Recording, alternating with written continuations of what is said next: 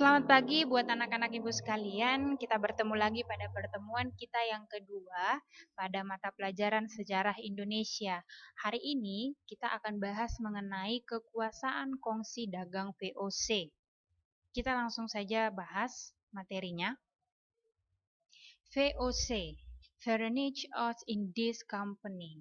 Nah, di sini nantinya kalian diharapkan bisa mengetahui bagaimana sejarah atau latar belakang VOC ini bisa ada di Indonesia. Kemudian yang kedua itu kita bisa atau kalian bisa mengetahui bagaimana kekejaman mereka, keserakahan mereka. Kemudian yang terakhir itu kalian bisa mengetahui bagaimana VOC akhirnya bubar atau keluar dari Indonesia.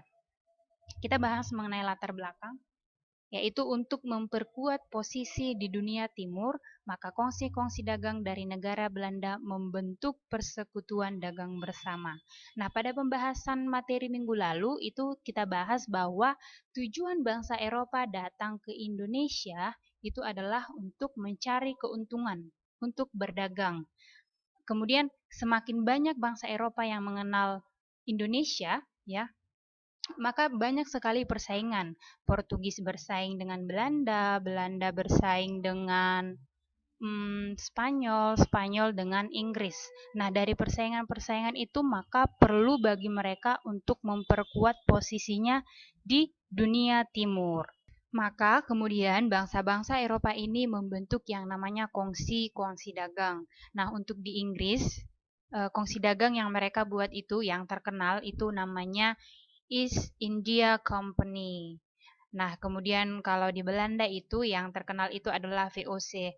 Nah, kedua kongsi dagang inilah yang persaingannya itu sangat ketat. Namun pada akhirnya VOC yang berhasil mengambil alih di Nusantara. VOC itu terbentuk pada tanggal 20 Maret 1602, yaitu di Amsterdam.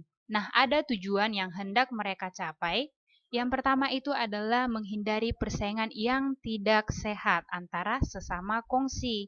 Nah, untuk memperkuat posisi, tentu harus ada kerjasama di antara kongsi dagang. Nah, maka diciptakanlah satu kongsi dagang supaya kongsi-kongsi dagang yang ada di Belanda itu bisa seragam. Kemudian yang kedua adalah untuk memperkuat kedudukan Belanda dalam menghadapi pedagang negara lain. Kemudian selanjutnya itu mengenai hak-hak VOC. Nah, hak-hak ini juga disebut sebagai hak oktroy.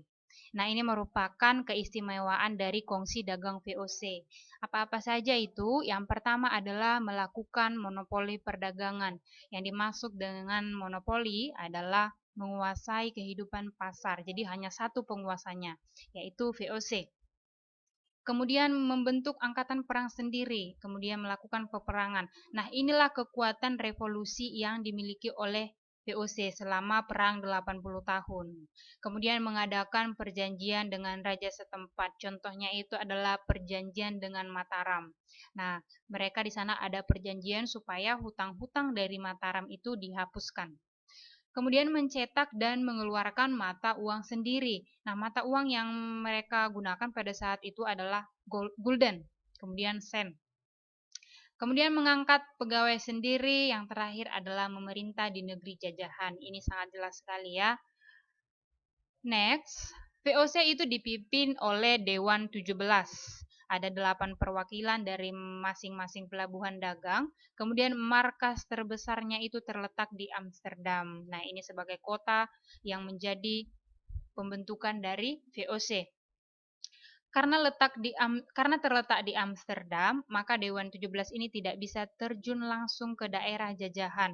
Nah, persaingan itu semakin ketat. Sementara Dewan 17 ini tidak bisa melakukan tugasnya dengan cepat dan efektif. Maka dibuatlah perubahan yang baru, yaitu pada jabatan, diubahlah Dewan 17 ini menjadi Gubernur Jenderal. Nah, inilah jabatan tertinggi pada kedudukan di VOC. Kemudian mereka juga membentuk yang namanya Dewan Hindia yang memberikan nasihat atau mengawasi kepemimpinan dari Gubernur Jenderal ini. Nah, Siapa gubernur jenderal pertama dari VOC? Yaitu Peter Board pada tahun 1610 hingga 1614. Pada 1611, Peter Board itu berhasil mengadakan perjanjian dengan penguasa Jayakarta. Nah, kalau Jayakarta ini merupakan nama lama dari Jakarta ya, jadi tidak usah bingung. Kemudian guna pembelian sebidang tanah seluas 50 kali 50 padem.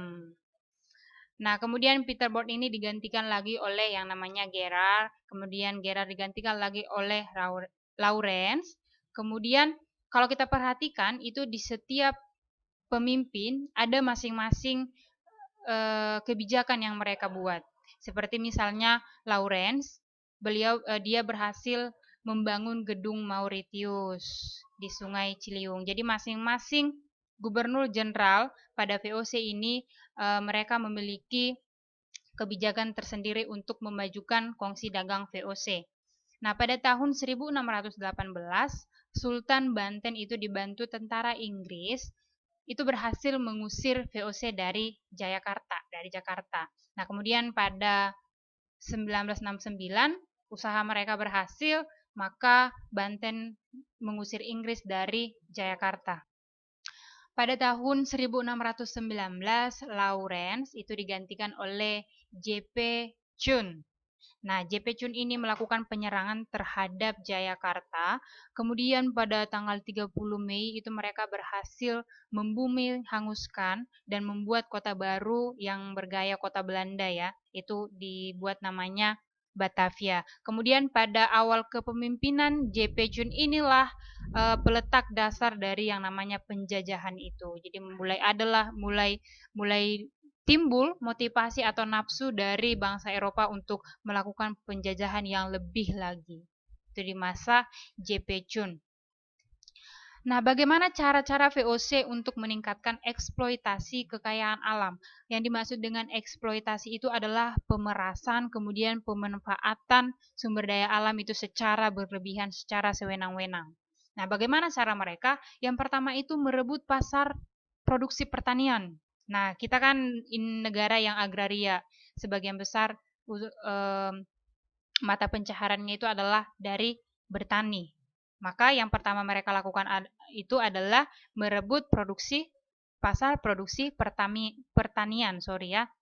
Kemudian yang kedua itu adalah tidak ikut aktif secara langsung dalam kegiatan produksi hasil pertanian. Jadi yang disibukkan itu adalah atau yang dilelahkan itu adalah para petani yang ada di Indonesia gitu dia. Jadi yang bekerja mengolah itu adalah orang-orang Indonesia. Mereka hanya sebagai pemerhati saja.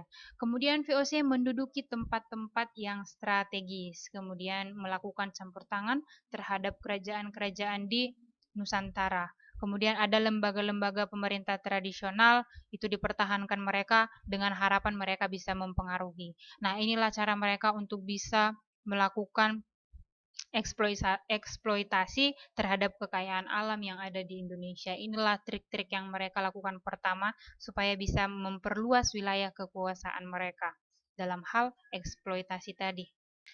Nah, pada awalnya masyarakat Indonesia itu menyambut baik kedatangan dari bangsa Eropa. Namun, kebaikan masyarakat Indonesia itu dimanfaatkan oleh bangsa Eropa atau VOC untuk menguasai Indonesia secara penuh. Nah, mereka semakin merajalela karena pada saat itu pun VOC itu menjadi perhubungan jalur perdagangan internasional.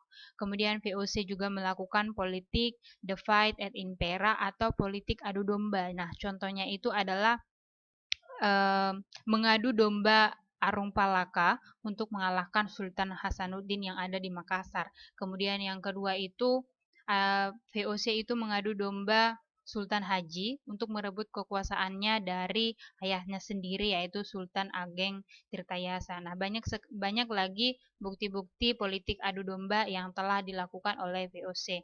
Nah, untuk mengendalikan pelaksanaan monopoli tadi, VOC itu melakukan yang namanya pelayaran hongi atau pelayaran yang menggunakan senjata lengkap kemudian mengawasi jalannya monopoli perdagangan. Nah, ini yang merupakan kesombongan dari VOC. Kemudian pada tanggal 27 Maret 1749, Parlemen Belanda mengeluarkan undang-undang yang menetapkan Raja Willem keempat sebagai penguasa tertinggi VOC. Nah, pada 1673, VOC sudah tidak mampu lagi membayar dividen, kemudian kas merosot. Nah, banyak sekali pejabat-pejabat pada VOC itu yang melakukan korupsi sementara hutang-hutang sudah tidak terbayar lagi. Nah, pada tanggal 31 Desember 1799, VOC dinyatakan bubar atau gulung tikar. Nah, itulah yang menjadi sejarah dari VOC hingga pada akhirnya dinyatakan bubar dari bangsa Indonesia. Oke, untuk selanjutnya kita akan masuk ke sesi diskusi. Silakan langsung masuk ke grup WA. Terima kasih. Salam sehat.